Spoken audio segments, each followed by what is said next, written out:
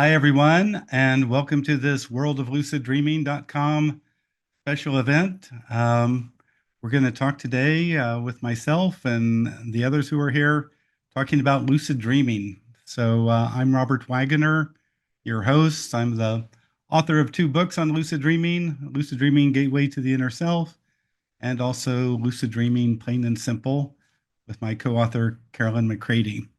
So happy to have you here. Just to make a note, if you have something you want to share, but you don't want to be on camera, please put it in the chat. Otherwise, if you have a question that you want to ask or experience you want to convey, just raise your hand like Trey is doing right now. And then I'm going to call on you and you can share your experience. Trey, I've sent you the ask to unmute and we'll get to you first off.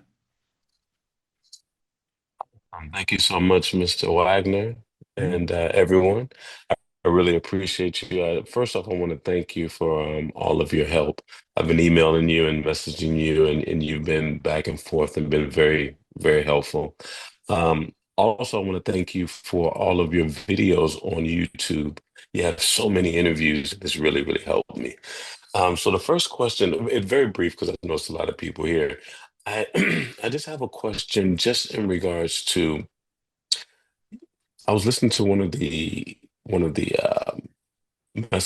group sessions just maybe a month ago, and you were speaking to a gentleman by the name of Paul, and Paul made reference to maybe having a blockage. And so my question is, I've been doing a few of the techniques right before you go to sleep in regards to asking, when you see your hands, things of that nature. Lots of different things I've been doing, and I've read both of your books. They're sensational. I remember you saying about 30 days or so, try a different technique for 30 days. And so I think I'm at this stage where I just want to just not give up, but just state to myself, I just want to release, let it go, and just ask my higher self Right. for help. If you feel or you're just at this stage where this lucid dreams aren't coming like they used to, what do you reckon I should do? Yeah, I think Trey, you have a good idea. Sometimes the best thing to do if you've been practicing consistently and seem to be kind of getting to the end of it without too much success, sometimes the best thing to do is surrender. Just tell your inner self, look, don't understand what's up, don't understand what's going Yeah. on, but I'm gonna surrender, trying to make it happen, and I'd love to have it happen. And so, if there's any way you can, inner awareness, if you can bring Yeah. this forward, bring it forward because I'd love to. So that would be my first thought is just kind of adopt a sense of surrender, let go, gonna trust. The only other thing I'd say, if someone's been lucid dreaming, for a long time, like 5, 10 years, and suddenly it stops, um, and 3 months later they still haven't had a lucid dream, what I'd encourage those folks to do is go back in time to see that last lucid dream or two, and see if in that lucid dream some aspect came up that they found fearful or concerning or somehow made their ego conscious self want to shut down lucid dreaming, because some lucid dreams are so powerful, but the ego self is kind of flipped out by it and wants to stop the game. So so for long-term lucid dreamers who suddenly stop lucid dreaming, it's a little bit different. Okay. Yeah, I haven't been doing it as much, but I want to thank you. I'm in Sydney, so it's like 6 o'clock in the morning here, but I'm dedicated. Mr. All right. Wagner, thank you so much for everything. All right, Trey. Good seeing you. Good talking to you. Yeah. So everyone, I think that's one thing that we all learn is that um, there are some people who lucid dream every night, and so that's great. And a lot of those folks had nightmares as children and just learned how to become lucidly aware as a factor of dealing with nightmares. But for the rest of us, lucid dreaming takes some intent, some techniques, and some kind of perseverance. But one thing that I've realized in my long years of practice, you got to play with it. If you turn it into work, then it's just another job to do, and that's not too fun. If you can play with it, make it playful, then all of a sudden you have a much greater likelihood of getting on track. So I'm gonna start up here with Paul. Hey, Paul, Hi, Robert. How you doing? doing good? Last time you had a talk, you showed us um, a map that looked like a honeycomb, and took a screenshot of that and recorded about 20 dreams in the honeycombs. And when I was done, um, the marks that I had on the honeycombs were like all over the map. And it was interesting. It sort of looked like an eyeball because half of them were like on the outside and half of them were like in the center. And then I had little arrows that I had placed, that sort of indicated to me whether I was going into a portal or out of a portal or both ways. And after I looked at it, I wondered if I had done it right, and was wondering whether you would sort of go over your instructions and or the meaning of that. Right, right. So I'm gonna share my screen again, and this is what we talked about a month ago. Um, Yes. there's a process called dream mapping, and I think the first guy who explained it to me was a Ukrainian lucid dreamer who came to a dream conference in Chicago, and I said, well, how do you do dream mapping? And he said, well, what he does is every time he has a dream, he tries to think or just have a feeling which way is home. Is home here to the upper left? Is home out here to the far side, and it's all to the right? And he kind of had a map of where he would place his dream. And so for him, it was oftentimes being in a dream city, and the industrial section was down here in the lower, southeast quadrant, and all that kind of stuff. And so he began, as years went on, he began to develop his dream map and kind of uh, figure out where he was in the dream realm. But of course, because it's kind of a bit of a shamanic technique, um, you also realize that there's portals in the dream map. And so he had become lucidly aware, and he'd go to some part of the industrial section. But when he went around that abandoned freight car, there'd be a portal to a new world. And if he'd go into the portal, then all of a sudden he's, in a shamanic sense, in the upper world or the lower world, just depending upon how you'd think of it. And so from there he could explore. And so he said, he went on with this and spent a lot of time paying attention to where he was when he was dreaming. And sometimes he'd become lucid because he'd think, wait a second, last week I was in a lucid dream. I became lucid when I saw the circus. And yeah, that's on my dream map. And then he'd become lucidly aware. And also he would discover those places that were portals or wormholes, or where the interesting dream figures were. And so that's how he used it to explore lucid dreaming more deeply. But Paul, I'm glad you played around with this a bit, and it sounds like you're filling out your dream map.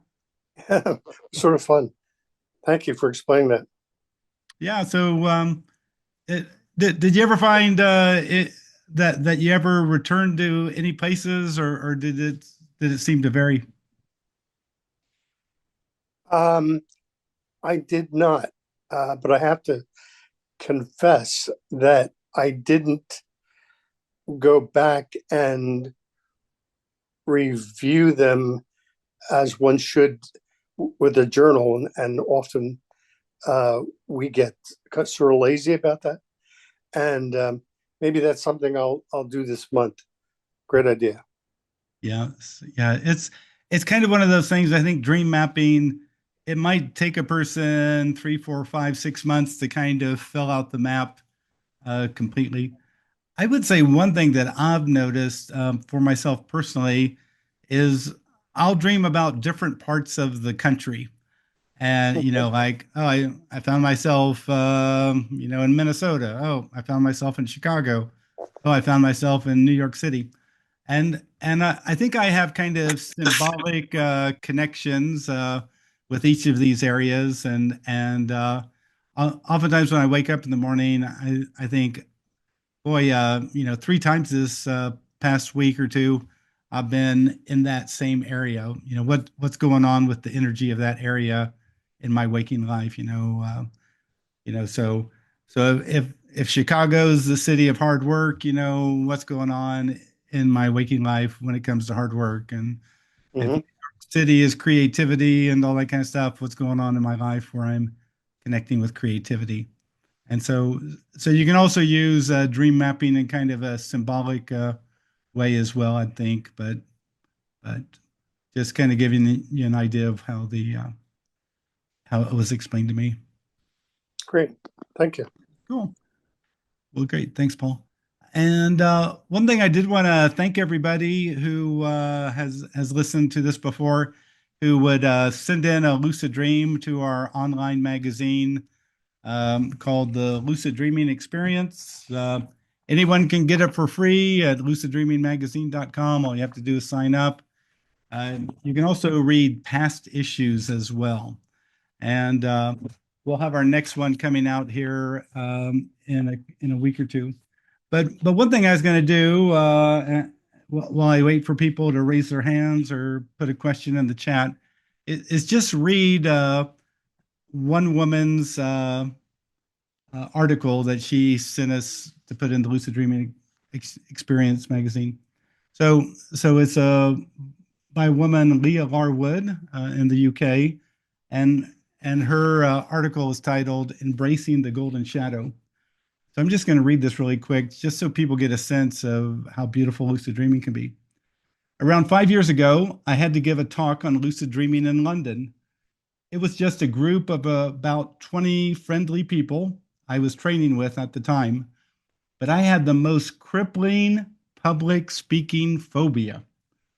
So much so, I had avoided any kind of public speaking at all costs for most of my adult life. However, I decided to work with this fear with my lucid dreams. A few weeks before the talk, I set the intention to have a lucid dream to meet with the aspect of my shadow that has a fear of public speaking. Then one night, around 2 weeks before the talk, I had this lucid dream. I became aware in the dream, and then a bit like you might undertake empty chair work in Gestalt therapy session. So, like in an empty chair, like I there'd been an empty chair next to me, and in the other empty chair was my successful self, and then I'd jump over into that chair and speak for my successful self. Then I'd jump back to my regular chair and speak as Robert. So anyway, she did this kind of thing in her lucid dream. But here I called forth my public speaking shadow to be in the empty chair as a way to meet it, acknowledge it, and maybe dialogue with it. I literally called out to the dream, "Public speaking shadow, come to me." And it worked. However, based on past experiences using this same shadow technique practice, I expected to meet a personification of a high school teacher or a group of 13-year-old girls. In other shadow dreams from my past, I've often been met by a frightful representation, a dark, faceless, shadowy figure.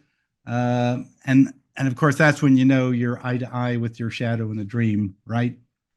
But what I saw before me that night in the lucid dream was a beautiful giant orb adorned with glitter and metallic blue squares of light.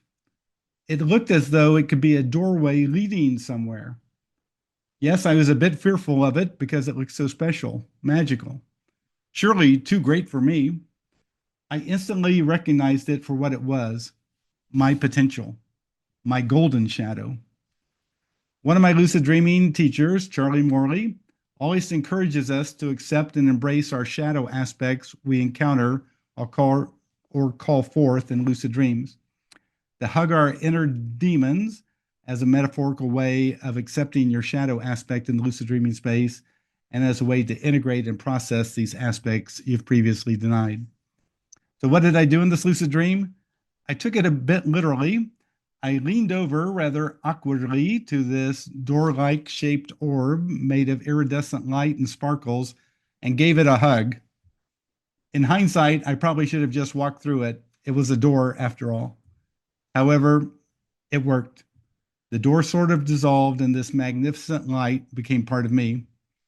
I woke feeling apprehensive but excited. I felt lighter in my being. The night before my presentation, perhaps just to double check my lucid dream was effective, I then had a further lucid dream whereby I practiced my presentation in front of a mirror. I woke the next day feeling more than ready. Interestingly, before the presentation, I still felt nervous, but I no longer had the usual psychical response of being afraid. Before, I would not have been able to speak at all, stumbled on my words, and even found a way to excuse myself before the prospect of public speaking was just too overwhelming. But this time I did it. After just a few moments of nerves, I started to enjoy it. It was a strange experience, surreal even, something had changed. Since that time, I put myself forward for various talks and started to perform my poetry, attended poetry festivals. I still feel nerves, which is natural, but I no longer feel the same level of fear, and nor do I project my fears onto the audience. Anyway, she goes on a little bit and all, but you can all go to luciddreamingmagazine.com, read this article and others. What I like about this article is this issue of dealing with our shadow, because sometimes I'd become lucidly aware and I could feel energy behind me. And whenever I could feel energy behind me, I knew there was a shadow element, because Carl Jung, who talked about the shadow as the denied, ignored, repressed parts of the self, noted that it would often appear in dreams behind you. You know, you're not facing it, you're not looking at it, it's behind you. It's might be chasing you, it might be whatever it's doing back there. But most of the time, when I felt the energy behind me, normally when I turn around, normally it's a person who wants to engage me. It's someone smiling or whatever. And I'll pick them up, put them in front of me, and ask them, "Who are you?" Or "What do you represent?" And oftentimes, when they tell you what they represent, it's truly profound. So my process, instead of Charlie Morley's just giving it a hug and that kind of nice thing, my process would be this: ask it who it is or what does it represent, and when you learn what it represents, send it what it lacks. If it's full of hate, send it love. If it's full of feeling neglected, send it warmth and compassion and companionship. And when you send it what it lacks, normally what will happen is the figure will start to shrink. It'll get smaller and smaller as you send it what it needs, what it lacks. And then if you completely accept it, then oftentimes it'll, once completely accepted, it'll collapse and burst into light.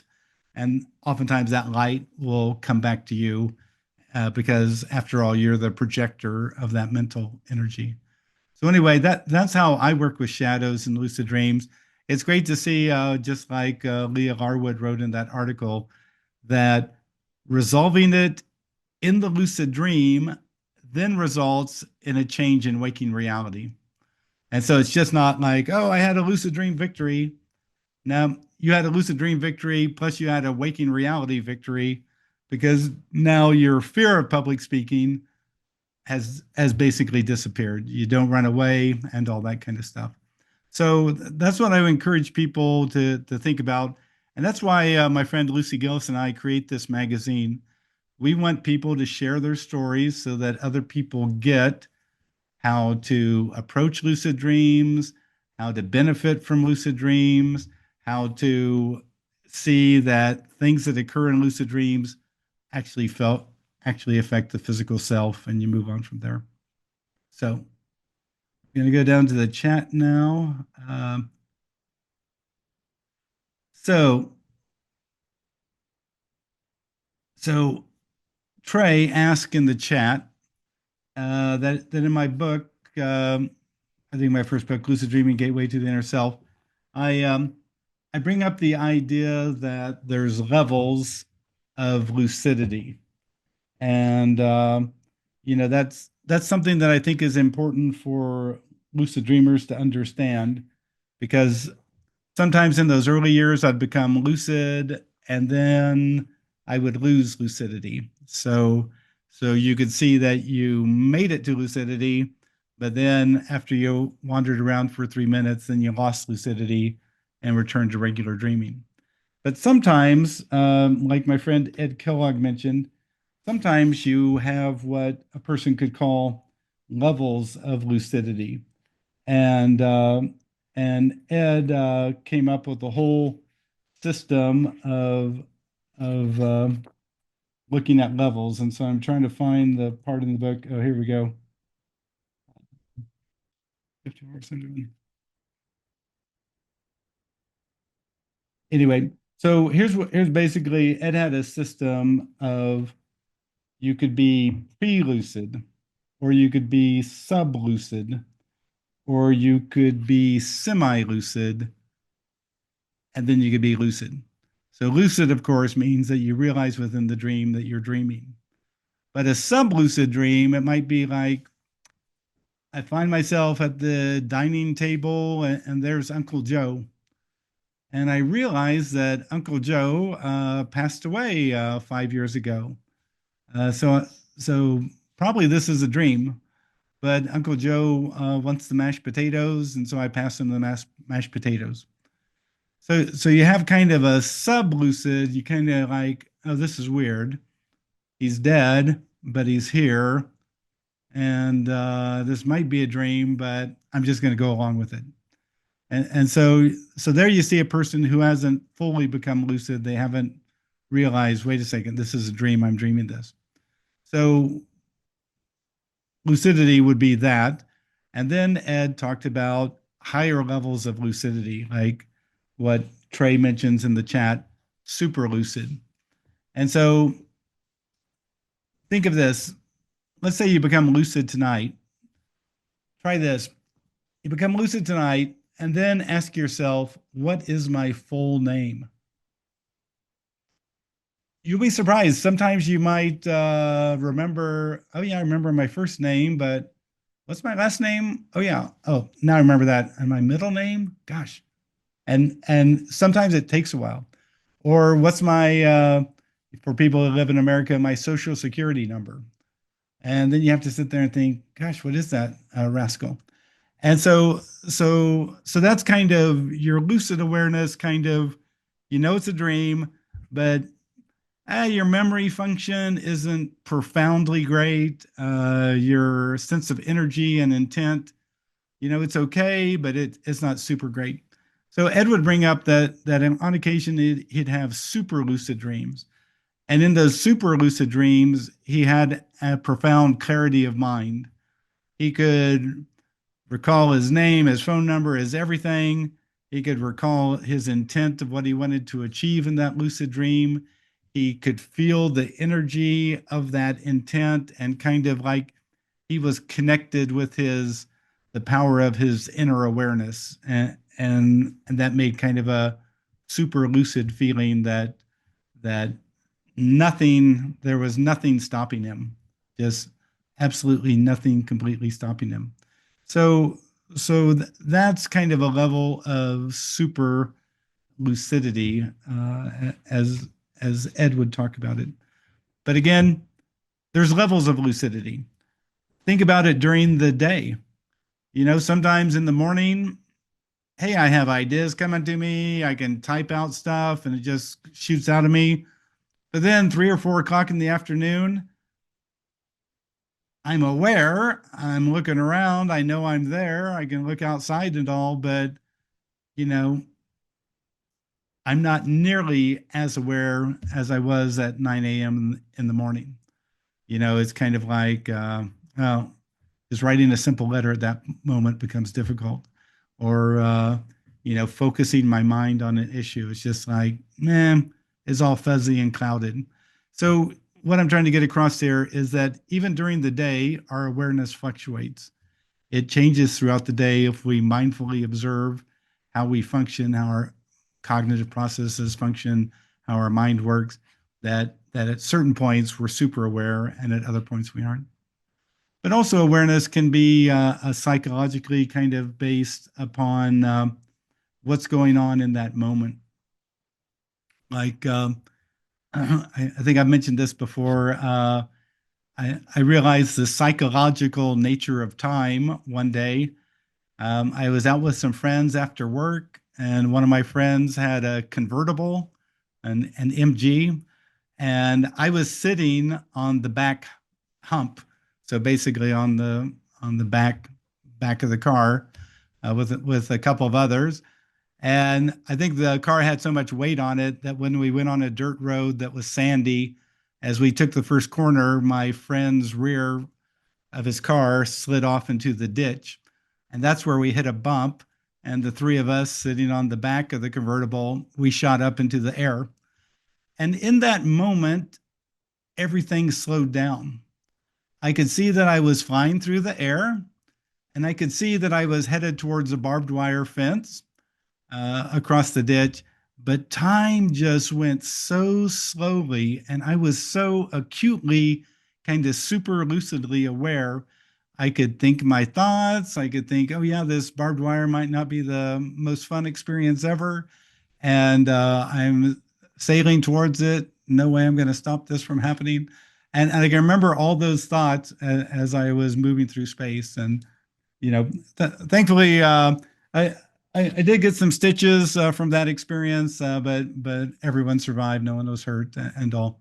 But again, our awareness fluctuates according to kind of our psychology, and on occasion we have those super lucid dreams where we just feel the totality of ourselves. Yeah, good question. Thanks, Trey. Other points or experiences anyone wants to bring up? Just feel free to raise your hand. Okay, Paul, you're back up. So, since you don't have a lot of takers today, I'll relate something that was interesting that I dreamt about the other night. I decided to have a healing dream from the gates of Horn, because I was having some back issues. And the dream itself was sort of fascinating because I was in sort of a storeroom, and I was looking at a shelf that sort of reminded me of an apothecary. And on the shelf, there were like tins of old medicines. And it sort of reminded me of Edgar Casey, because one of his stories in his biography, he related a story where he sent somebody to the pharmacy and told him exactly where the bottle was for the pharmacist to find. Anyway, it reminded me of that, sort of relating it to reality, if you will. And I walked, there were like some tins of liniment. And I thought, oh, that's interesting. But they looked like they were maybe from the 1800s. So I was sort of walking around this room, and there was like a bookcase there, and I walked around that. And I was hiding from somebody who was sort of observing this. And I'm going to say that was maybe the owner of the establishment. Anyway, I opened one of these cans, and there was a liniment in it that was, I think it's like Vicks vapor rub. I think it's methyl. I forget the medical name for it, but I thought, oh, that's strange, Vicks vapor rub. But then when I woke up in the morning, I told Carol, and I said, that's really interesting. Why would I see Vicks vapor rub in a dream? So I decided to put Vicks vapor rub on the lower part of my back where I was having and the pain went away. Ah, Yeah, congratulations. yeah, and I thought it was fascinating because that's again relating that to Edgar Casey. There are so many things that he recommended while he was in one of his trances that were sort of counterintuitive, like when his son burned his eye and he had a dream or a trance, and they told him to put acetic acid in his son's eye to heal it, and it did. And the local doctors at the time wanted to enucleate his eye, and so I thought that was interesting how something that like that came to me in a dream. It just seemed to work. Right now, Paul, thanks for sharing that. Yeah. I hope everyone paid attention to what Paul was saying there, how he kind of incubated a dream to get some help with healing a back pain, and then had this experience. Because oftentimes I think of dream incubation as basically lucid light, Lite. You're not fully lucid, but you've taken the energy of your mental intent into the dream space and affected the dream space, and oftentimes get a response that's very helpful and takes care of the issue. And so if you have an issue and you're having a hard time having a lucid dream, then I'd go to the lucid light version, which is dream incubation. And so for something like that, what I would normally do, I would create my intent as a very simple one line sentence like, tonight in my dreams, I'll find something that will help me relieve my back pain or whatever it is. Tonight in my dreams, I'll find something that'll help relieve my back pain. And I just keep repeating that over and over in my mind as I'm preparing for sleep, just so I have that mental energy. And then I really pay attention to my dreams to see what happens. And oftentimes there'll be some dream where something interesting happens. And the beautiful thing, like Paul did here, he noticed it, he paid attention to it. And in the morning, he thought, what the heck? I'll get some Vicks Vapor Rub. That's $3 or $4. Who cares?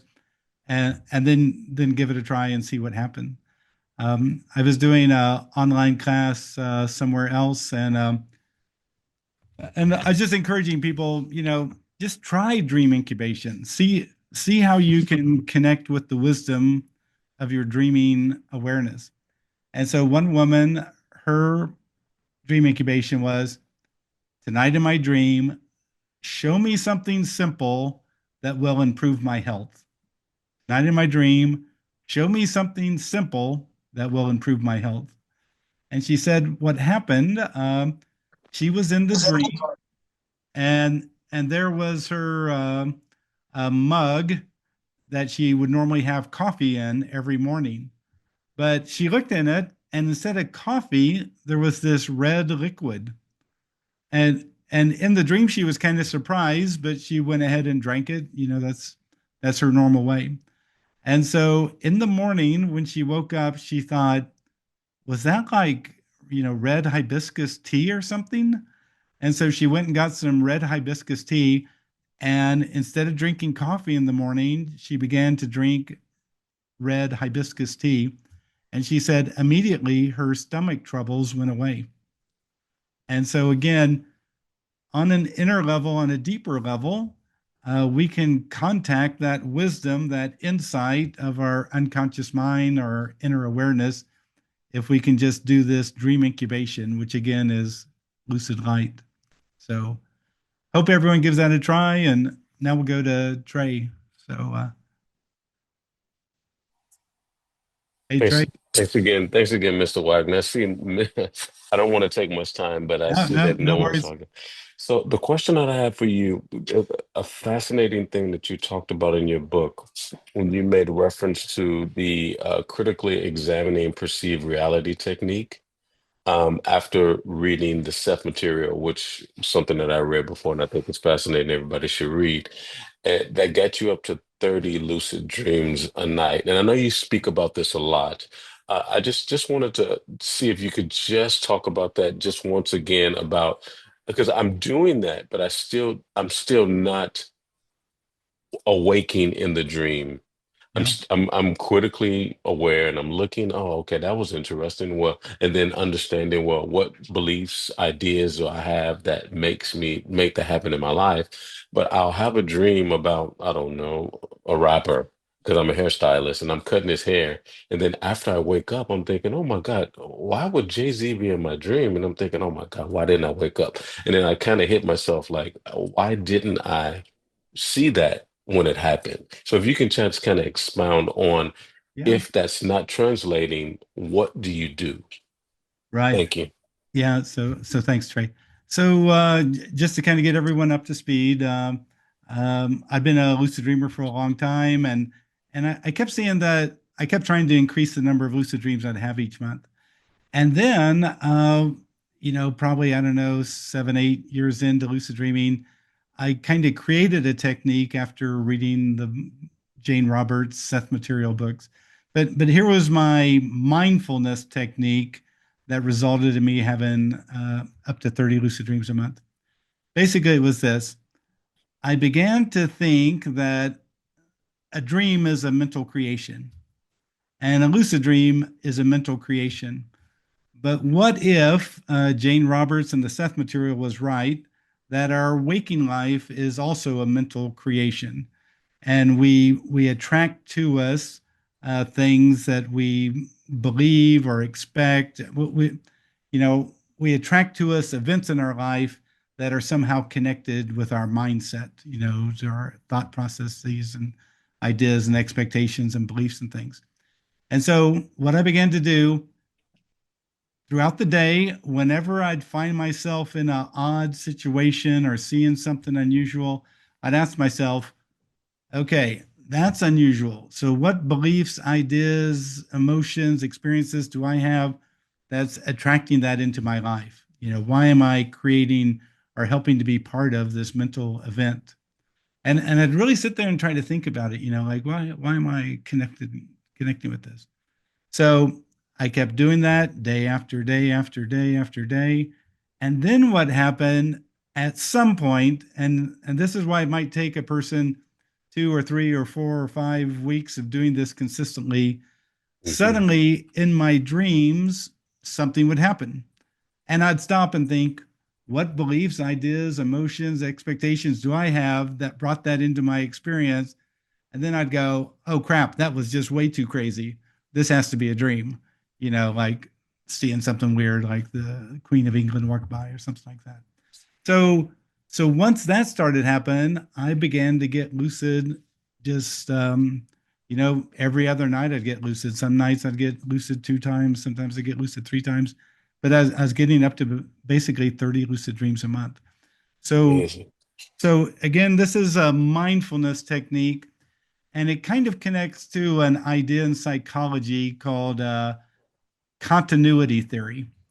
And so, continuity theory suggests that our process of thinking in the daytime continues in the dream state. And so, in the daytime, if we're just kind of cool and we're accepting everything, well, then don't be surprised that in the dream state, you're just cool and accepting everything. I mean, it's continuity theory. Or if whatever our mind process is, it just continues.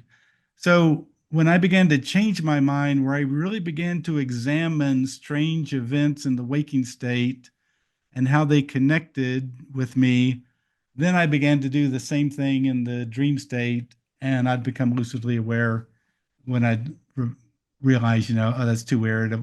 What's a camel doing in my backyard? I mean, it's like that's weird. And so that was the process. But like Trey has kind of brought up, this takes some time to get established. I mean, you're kind of changing out your headset, from how you've been perceiving reality, for the last 20 years. And now you're kind of adding this tweak to it where you're noticing everything that's strange that occurs. So, Trey, I'm glad you're giving that a go. That's a great way to kind of be more mindful in the moment. And Yeah. The work is sensational. I'm really, really working on it, and I just want to thank you because it is really helping. If no one's ever told you, I'm telling you it's helping, and thank you. okay, okay. Well, when Jay-Z shows up in your shop sometime, that's when you go. I dropped this. That's great. Okay, great. Uh, so I see we got some things here. So Heather writes, I have the strangest things happen in my dreams that I don't become lucid from, and then smaller discrepancies that make me become lucid. It's interesting. And so Heather, thanks for putting that in there because I think that kind of shows how the mind works because we all have different minds. Trey has a different mind than me, and Heather has a different mind than for me. But Heather's brilliant at noticing details. Oh, that detail is off. Something's going on here. Wait a second. This is a dream. I'm having a lucid dream. And so, the Queen of England might walk by or be pulling a camel or whatever.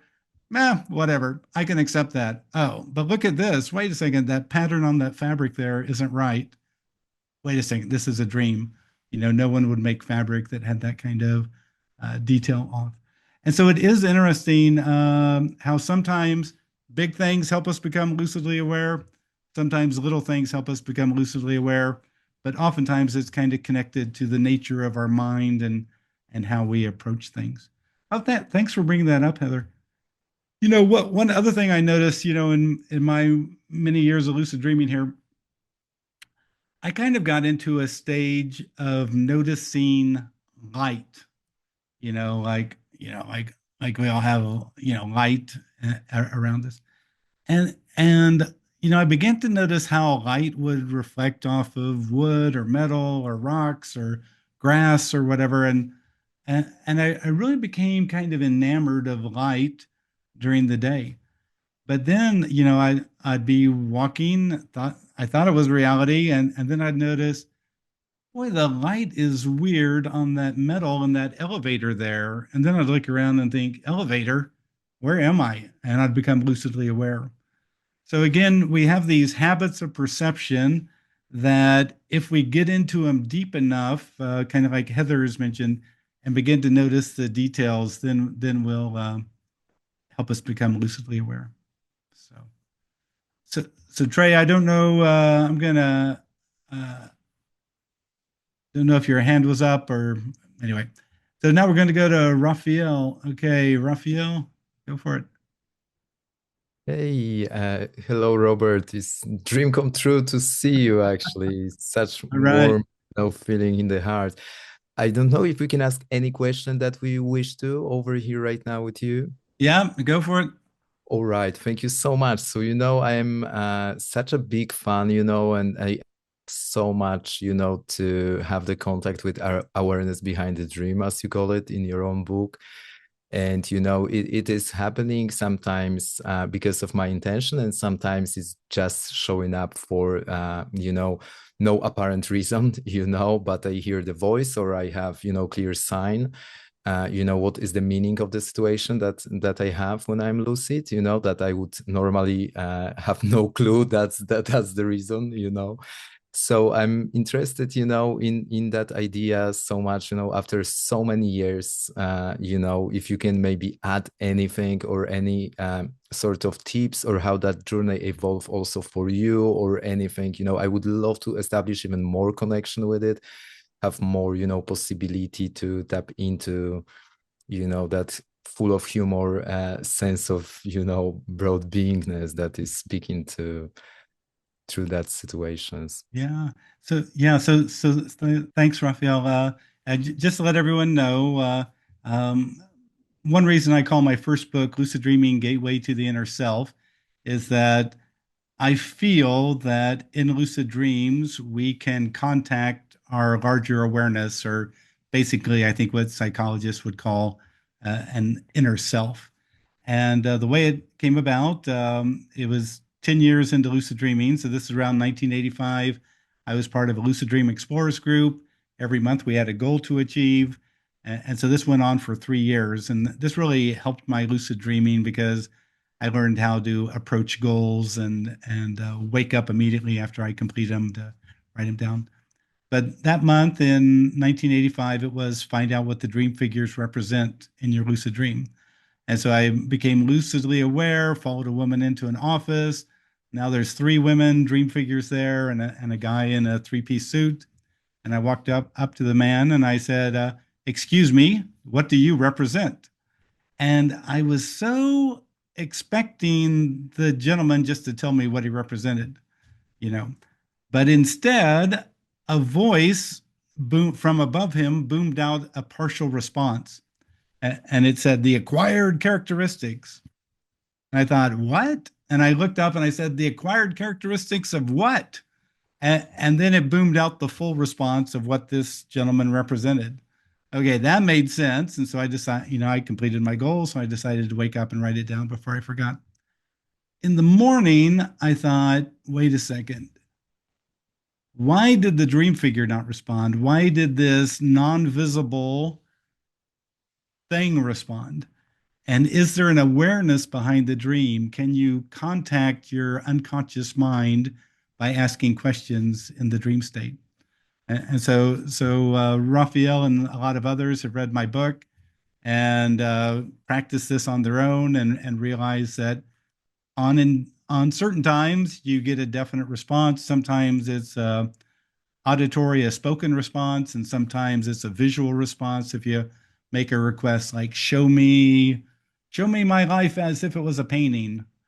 I did that once, and here's this 90-foot by 30-foot painting in the sky, instantly created, my life as a painting. So here's what I would say, Raphael. One thing I've noticed is this. The people who have greatest success with this are the people who are more accepting of possibly having an inner awareness. Because sometimes I've noticed some people are so ego-driven that they don't like an inner awareness telling them anything outside of their own mind. So basically what's happening there is the ego conscious self is trying to maintain control, and it doesn't need, anybody off there to the side who actually knows more and is more creative and more thoughtful and more broad thinking. I remember I had a course, I did a 30-day online course with IONS, which is a big group here in the US. And one woman, she's a great lucid dreamer, had never heard of this idea of interacting with your inner awareness in a lucid dream.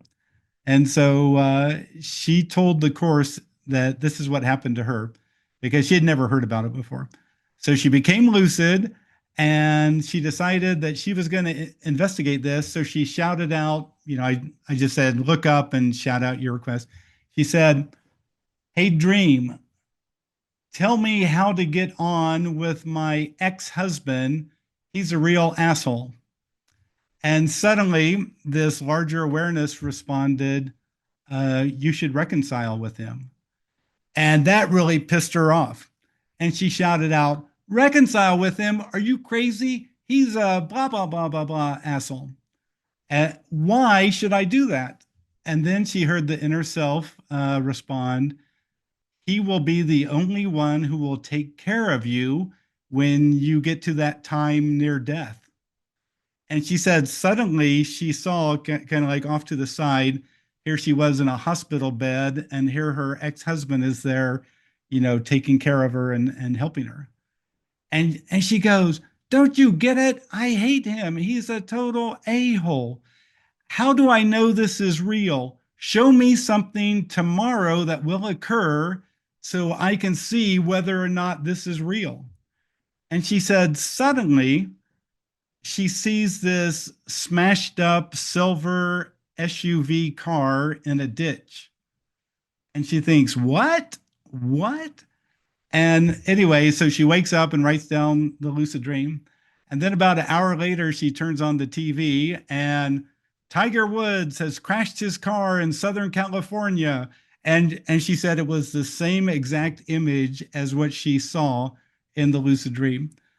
And so, but when she told the group this story, I could still tell that she was not going to reconcile with her ex-husband. He was still an ass as far as she was concerned. So again, if you're open to experience and if you're not threatened by the idea of having an inner awareness, then this will be much easier and clearer. But if you feel threatened or the ego, that's not what I want to do. I want to do this other thing. Then you're kind of in a conflicted state with it. I'll share one other story that came to me about 3 years after my first book came out. I got an email from a young guy who started out. I'm a former meth addict, and I'm writing you now that I graduated from college. And basically, he told the story that he got involved in it, had a real crappy family. He got involved in meth and drugs and got sent to rehab for 60 days, got out of rehab and got, re-addicted to methamphetamines and all. And so then he got picked up by the police and got sent to rehab again. And this time he was so bored. He saw on his therapist's desk my book, Lucid Dreaming: Gateway to the Inner Self. And he knew he had had a couple lucid dreams, so he decided to ask to read the book because he's totally bored out of his mind. And so he got to this part of interacting with an awareness behind the dream, and he thought, that is so cool. So later that week, he has a lucid dream, reaches out to his larger awareness, and it responds. And here was the interesting thing. This guy would have a conversation with the inner self. It was just like really back and forth. And I don't know if that's because he did so much drugs. I don't know why that was. But this guy, he and his inner self, I mean, it was like they were, buddies for, 30 years or whatever. Anyway, so this went on for a while and he's having a lot of fun interacting with his larger awareness. And then one day in a lucid dream, the inner awareness, they're conversing and the inner awareness asked him, would you like to see your life if you continue using drugs? And the kid goes, sure, show me. And he said, it was like the next 10 minutes was a video of all the people he would hurt, all the damage he'd do to his body, all the mayhem and trouble he had caused, for just everything. And he said, seeing that shown to him in that way, he woke up and decided to never use drugs again. And so he was writing me after he got his community college degree to show that, he indeed had given up drugs. But I do think some people have possibly a greater advantage to interacting with their larger awareness. I think possibly this kid, having done so many drugs, but yeah, but so people are going to vary. I think some people are going to find that in certain areas they're willing to accept advice, and in certain areas, no way, they're just going to ignore it. And so as people explore it, that's important. The other thing is the importance of the wording you use. So like if you ask, now show me, blah, blah, blah, then you're probably going to suddenly the lucid dream will change and you'll see your request. But if you ask now, tell me, then oftentimes a voice will respond.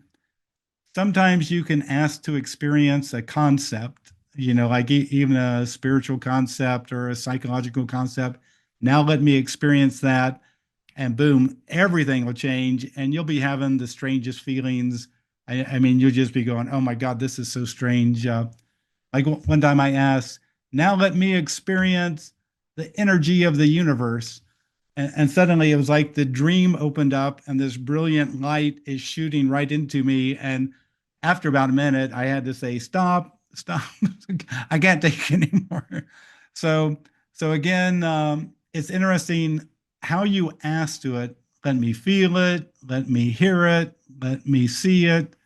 All these different ways. Normally, the larger awareness will correspond according to your exact nuance of the words you use. Yeah. Yeah. Other questions about that, Raphael? Anything you want to share? So you're gonna have to unmute there. Yeah. Oh, can't hear you. Sorry. You got muted.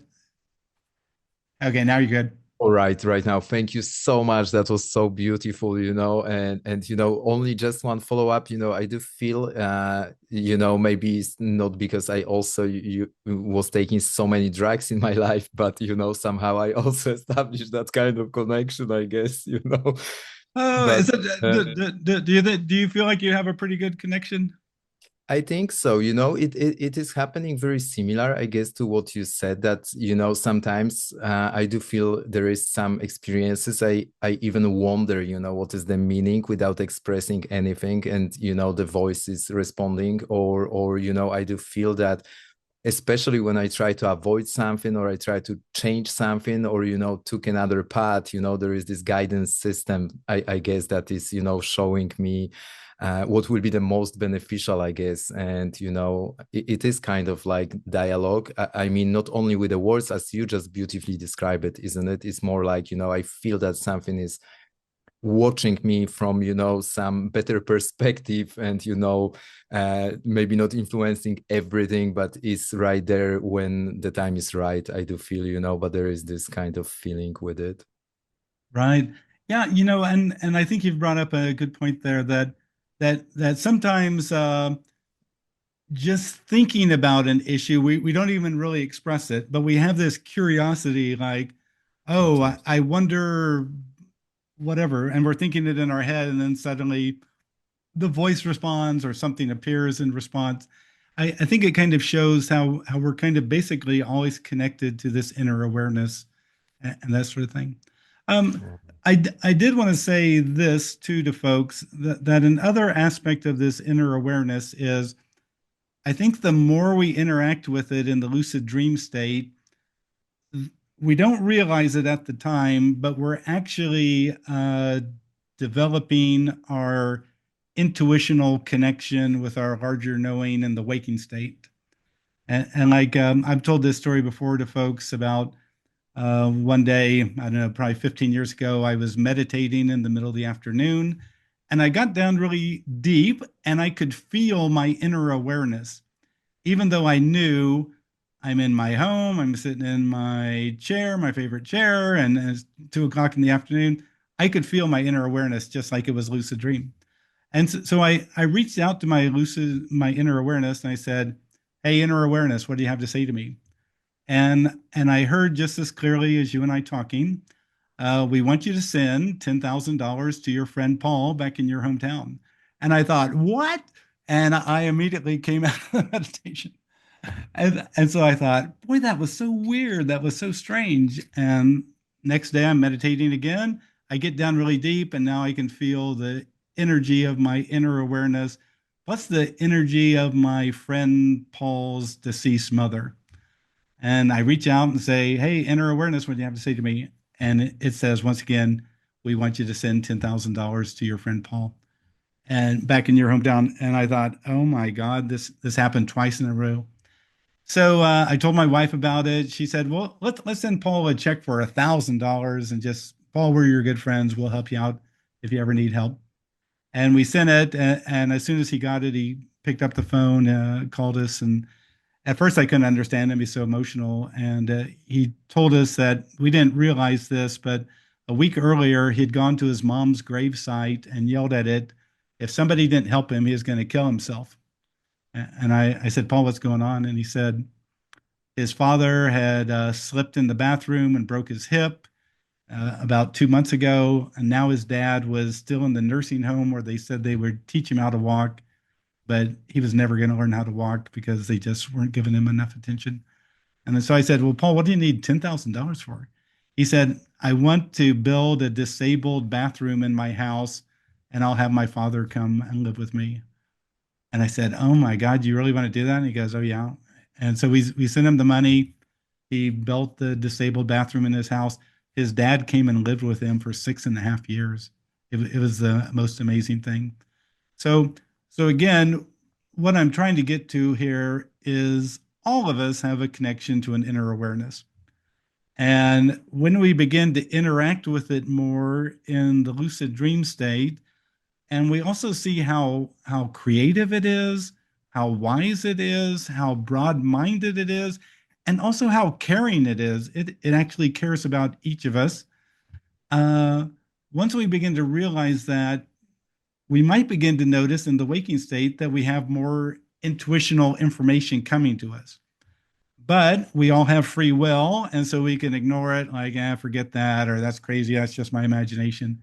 Or if you're smart, sometimes you'll go, what the hell? Sure, I'll do that. I'll go around the corner and see who's there. I'll call my friend who I keep getting this inner information I should call them. And oftentimes you'll do it and you'll just have your mind blown. Wow, Robert, thank you so much for these beautiful stories. And one more time, from depth of my heart, thank you so much. I think you was the first person in my life ever mentioned that. And I do feel it's such a, lucid game changer that is, don't want to go Jungian here, but maybe, unconscious is not so unconscious, isn't it? And is very, very, very, on our side, as you said it. Yeah, Carl Jung would bring up how intuitions and impulses, were probably coming from the same source, this kind of inner psychic awareness. And and sometimes you see it in dreams as well. But in lucid dreams, we can experiment, we can explore, and because of that, we can just directly go to it. Like, hey, dream, show me this, or hey, dream, how should I deal with my ex-husband, whatever it is. So yeah, it's really fascinating. Sometimes though, I do want to tell people that sometimes I had this other experience. These folks invited me down to Arizona for this documentary on kind of alternative ways of healing emotional trauma. And so they wanted to have a lucid dreamer down there, to help these 8 people. And so I agreed to go down to Arizona and all. But about a month before I went to Arizona, I was driving to the grocery market, and my inner awareness told me that someone was going to die during this documentary filming. And when I heard that, I thought, no way, no, no, no, I do not want to be part of that reality. I make that a probable reality that I don't experience. And my inner self said, no, someone's going to die. So anyway, get down there to Arizona, have an incredible thing, and all this, that, and the other. Then one night, I was there at the place where this documentary is being filmed, and this guy came up to me and says, "My name is Jim, and I want you to know that I've decided to pass away." And I go, "Jim, you mean you're going to die? You're going to pass away?" And he goes, "Yeah, I've decided this is the best time I'm going to pass away." And I go, "Do you feel okay about it?" And he goes, "Oh, I know this is the very best time." And I've made that decision. So I wake up in the morning thinking, oh, that's just a dream, whatever. I go to the event and I do my 9 o'clock session with my group, but I notice the film crew isn't there, and the leaders of the documentary aren't there. And my group has the most incredible session. I wish that could have been filmed. It was just like, oh my God, this is so incredible, and people are having incredible breakthroughs, but no, there's no one there filming. Anyway, finally they come at noontime and they say, oh, last night one of the film crew, Jim, passed away in his sleep. And I go, what? A guy named Jim appeared in my dreams last night and told me that he was transitioning. And this guy had all sorts of big muscles. He was kind of a mountain climber I think in Arizona. There's mountain climbing routes named after him because, he was so big and tough, he could do these mountain climbing routes. So again, all of us have a filter of what we're willing to accept or not. And so I've come to peace with death. And so when I get death information, it just comes. But others of us will have, there's certain information we don't want it. We don't want to hear about it. We can't deal with it. And the more you open up on a basically a fundamental level, you open up your belief system. Also, the more you'll get clear information, and it'll just naturally come. But if you have fears, if you have concerns, if you have limitations, then it all gets filtered out and never comes your way. Wow, thank you so much for this beautiful description. And I know so much right now, so I will just make another discoveries, I hope. Great. Yeah, no, that's the beautiful thing about lucid dreaming. It is wide open for discoveries, just wide open for discoveries. So, thanks, Raphael. Thanks. Thank you And so much. good. Well, good. So, one thing that I did want to encourage folks, if you don't mind, here in about a week, we'll have our new issue of the Lucid Dreaming Experience magazine come out. You can sign up for free. We hardly ever write people except to say, send in a lucid dream, and oh my gosh, the magazine's out. Read it. So we're not spamming anybody or anything. I did also want to thank people for paying attention to the world of lucid dreaming on Facebook and elsewhere. I'm always happy to help World of Lucid Dreaming, and because they just kind of have this mission of spreading the beauty and wisdom of lucid dreaming to the masses. So I think with that, I'm gonna let it go and appreciate everyone's time. I see we have one final new message. Okay, thank you, Monica. Oh, we got Bruce put his hand up in the final second. I can't leave a hand up and go. So, Bruce, we're gonna give you a chance here to share. Yeah, I just wanted to thank you, Robert, for everything. Tremendous today, and as always. And I wanted to send one dream. Now, is that to the box that's inside of the newsletter, or does that come to you? Let me say it that way. Oh, so it'll come to my co-editor, Lucy. So you go to luciddreamingmagazine.com, you click on the area that says submit, and then you put in the name or whatever name you want to be known as. Sometimes people get anonymous dreamer, and then they put down their lucid dream. And Okay. I'll eventually see it, but it's my friend Lucy who takes care of Okay. that. It was extremely long, like probably on 8.5 by 11-inch pages, like a page and a half long, maybe. Okay. So it was one of those with it seemed like endless detail, and I was able to recall it all also, which was frankly stunning. I couldn't believe it, but anyway. Oh, great. Yeah, Bruce, look forward to that. And sometimes when they're big lucid dreams or whatever, we'll just turn them into an article because they just seem like an article. So Okay. anyway, okay, well, good. We'll look forward to that. And again, everyone. Oh, I did want to mention that. So we do this the first week of the month, and so next month, April, I think it'll also be on a Wednesday at this same time. But just keep up with worldofluciddreaming.com on Facebook, and they'll let you know. So again, my thanks everyone, and enjoy this month ahead. I think it's going to be a real interesting month. And so whenever strange stuff happens, just ask yourself, am I dreaming this? How do I know? And use your mindfulness techniques to kind of deal with the ups and downs of the coming month. So hang in there, everyone. Talk to you later.